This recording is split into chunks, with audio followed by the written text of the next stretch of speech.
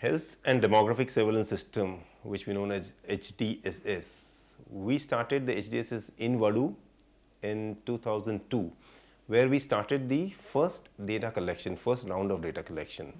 We have about 35,000 families approximately, and total population to be 100,000 in these 22 villages where we work for the DSS.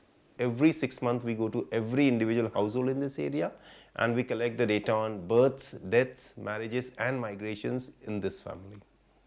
If there is a new family, we include that family as an immigrant and collect data on that family, and thereafter the family becomes our regular member. Lakshmi किसन कदम यांचंच घर ना?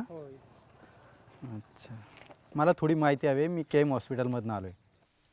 During first round of data collection, we have enumerated all the individuals in this area, and now then onwards we are capturing all the events that take place in this area that bring about change in the population. So it is paper based collection. FRAs are provided with a machine called GPS, and at the time of updating the information from the household, they also capture the longitude and latitude of that household, and this particular information is useful in effective management of the fieldwork as well as for spatial analysis of some health related information. For data quality checks, there are about 4 levels. The first level is at the field itself, where the field research supervisors do spot checks and check all the hard copies filled in by field research assistants. Second level is by the senior field research supervisor, and third is at data entry, where due to inbuilt consistency checks, the forms having inconsistencies are screened out.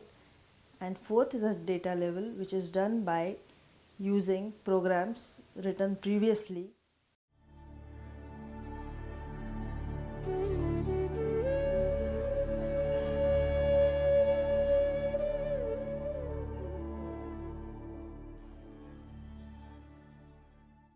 One of our project Genomics, we are collecting the different biological samples like nasal swabs, blood, urine, skin scraping.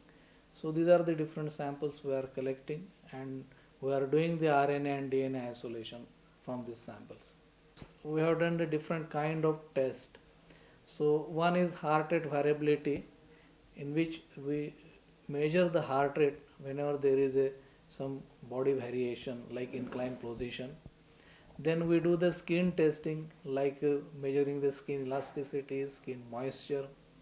Then we do the gustatory testing, in which we measure the taste. Then we do the spirometry, which will measure the lung function. And anthropometry we take 44 measurements of the body. So all these different kind of and sophisticated tests, they are done by the trained field assistants.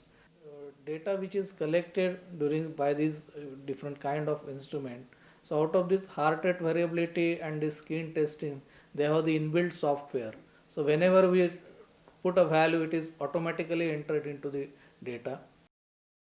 We also thought that we should not stop just collecting the data, use them and just throw. What we envisage is, if we are able to generate a biobank, a bank of biological samples of this population, which could be useful for the future generations or even for the same population in future, because technology is advancing so much so that maybe today's blood sample of an individual may be extremely useful for giving treatment to the same individual down the line, maybe after 10 years or 15 years, especially for chronic illnesses. What is more important for our country today, for the public health in our country today, is knowing the burden of the diseases. So this is one area where we really want to focus very hard, developing very good cohorts which will help us to understand the disease burden in the country.